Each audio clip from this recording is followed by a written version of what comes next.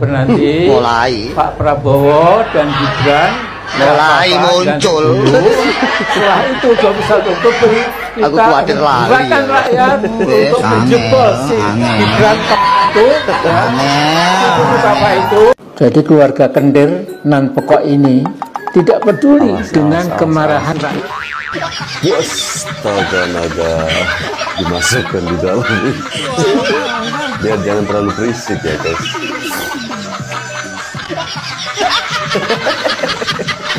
Wah, unik deh. Jadi keluarga Kendir nan pokok ini tidak peduli dengan kemarahan rakyat. Terlalu kesal sama kita. Mampus loh.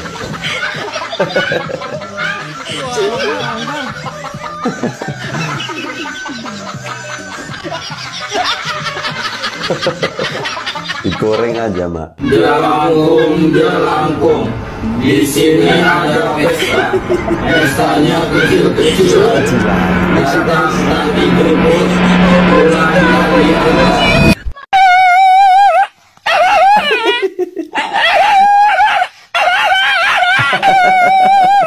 Ngomong apaan ini?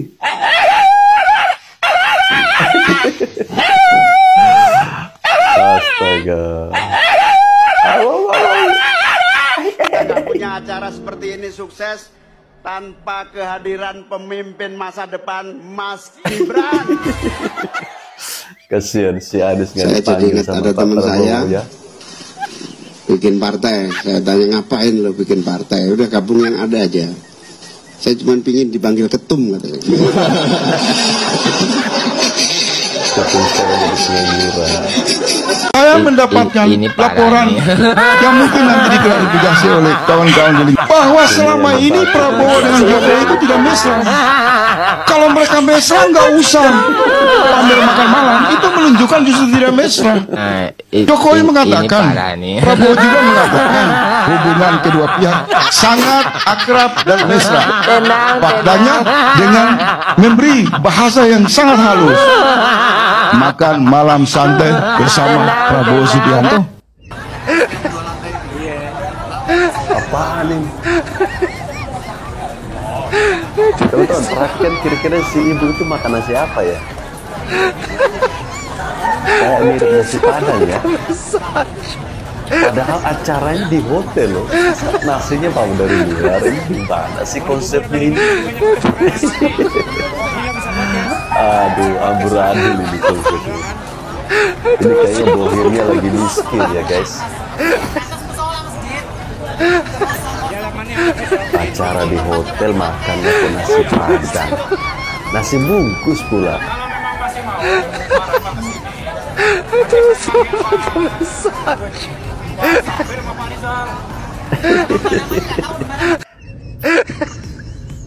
Ya ilah, kok makan gorengan ini? Ini gimana sih? Habis teriak-teriak awal. Alhamdulillahirrahmanirrahim. Wassalatu wassalamu ala asraf. Ada apa ya? Ada kiriman makanan, jangan dimakan ya. Ada kiriman. Karena kita tidak tahu, kita tidak pesan. Hai, salam sehat, salam bahagia, salam waras. Saudara, gonjang ganjing terkait dengan pagar laut, saya mau berkomentar. Tapi komentar saya tidak melulu tentang pagar laut ya, saudara.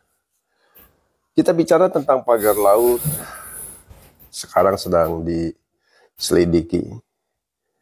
Ya, ada kelompok-kelompok yang saya sebut pahlawan kesiangan. Siapa? Ya, siapa lagi? Abraham Samad, CS, dan Said Didu. Siapa lagi? Yang benci banget sama Jokowi. Soal pagar laut diseret-seret Pak Jokowi. Ya, ini berjuang mati-matian membela yang bayar, bukan membela yang benar nih. Kenapa?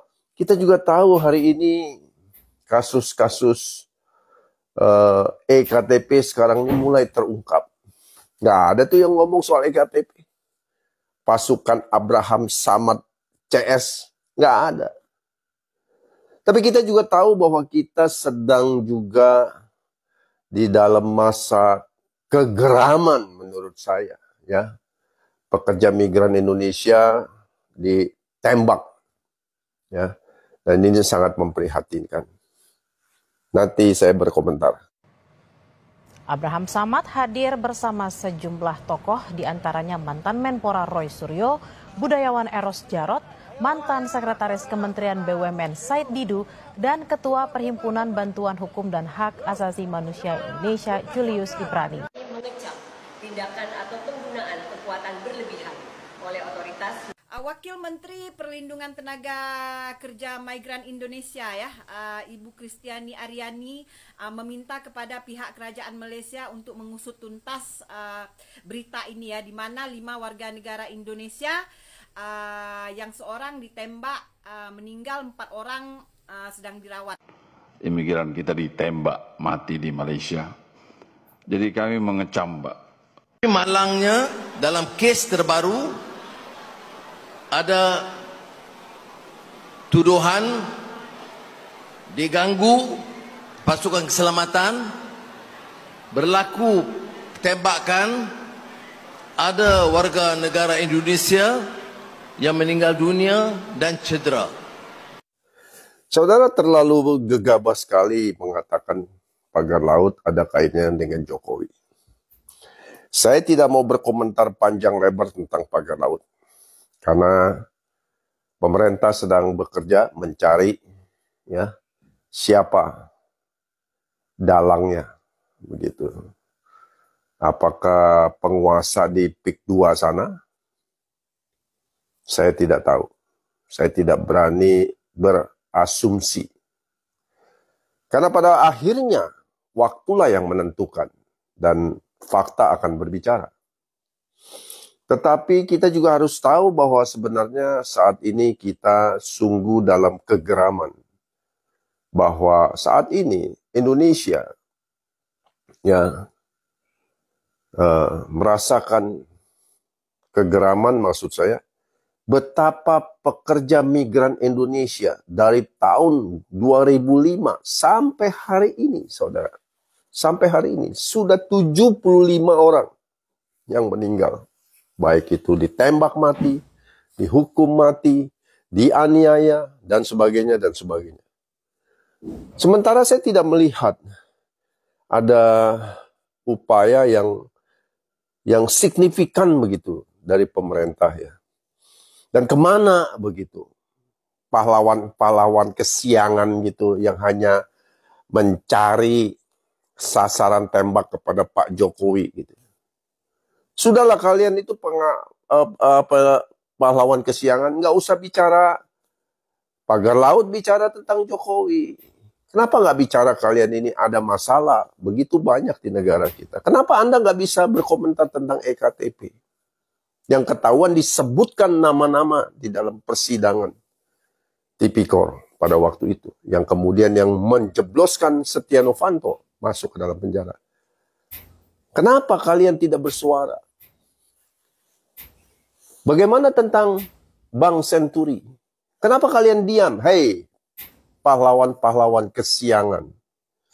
Hari ini saya berbicara tentang mari, saudara, kita mendesak Prabowo untuk membela bangsa kita. Ya, yang kemarin ditembak, 1 meninggal, 4 luka parah.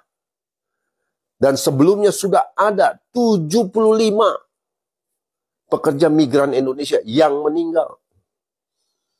Apa yang kita harus lakukan? Apa upayanya? Kenapa biaya begitu mahal untuk pekerja migran Indonesia untuk masuk ke negara Malaysia? Kenapa tidak ada dialog politik untuk menyelesaikan masalah itu? Ya, apa upaya pemerintah dalam hal ini Kementerian Luar Negeri? Saudara, saya jujur saja geram melihat komentar dari warga Malaysia yang seakan-akan hanya berbicara tentang bahwa itu yang meninggal itu bukan manusia kali, kambing kali. Tidak. Itu bangsa Indonesia. Ayo, kita berteriak dengan keras. Ya, seperti Bung Karno. Nggak usah sungkan lagi. Terlalu tidak punya perikemanusiaan kalian Malaysia. Kalian punya kapal pasti bisa mengejar. Kalian bisa pepet itu kapal dan tangkap. Dan ya memang keterpurukan pekerja migran Indonesia masih sangat terjadi, saudara. Saya prihatin. Betapa banyaknya peluang-peluang bisnis yang ada di luar negeri yang ingin digapai oleh pekerja migran Indonesia. Upah yang cukup baik, sementara di dalam negeri masih bermasalah begitu banyak. Dan ironisnya, di satu pihak, pahlawan-pahlawan kesiangan, nggak ada yang ngomong soal masalah itu. Ya, sasaran tembaknya hanya Jokowi, Jokowi, Jokowi. Kayak nggak punya kerjaan lain begitu. Kita tahu ada masalah soal pagar laut. Biar saja pemerintah yang bekerja. Dan saya yakin pasti ada pelakunya. Dan pasti akan ada tindakan ke sana. Saya yakin. Apakah di balik ini ada penguasa kuat? Saya tidak tahu. Saya tidak berani berandai-andai. Tapi gegabah sekali kalau kalian pahlawan kesiangan, Abraham Samad CS, sembarangan mengatakan Jokowi adalah dalangnya pagar laut. No. Jokowi tidak tahu sama sekali. Negara ini besar, Jokowi sibuk membangun dari ujung-ujung. Ya, dari Myanmar sampai Pulau Rote.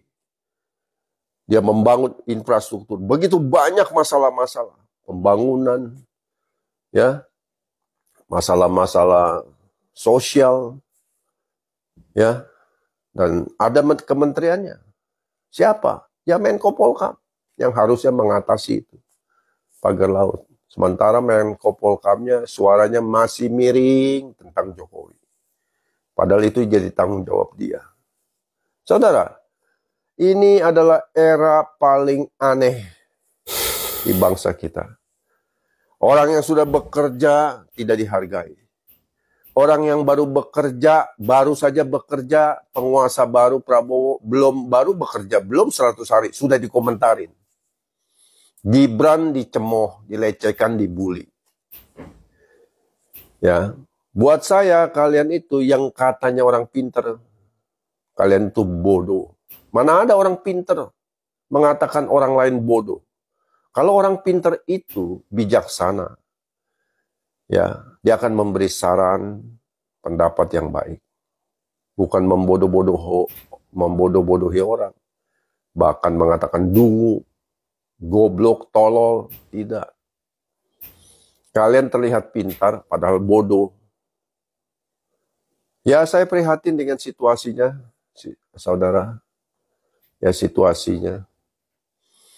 Ya, mungkin ini konten menjadi ungkapan emosi saya betapa saya geram terhadap tindakan petugas Malaysia.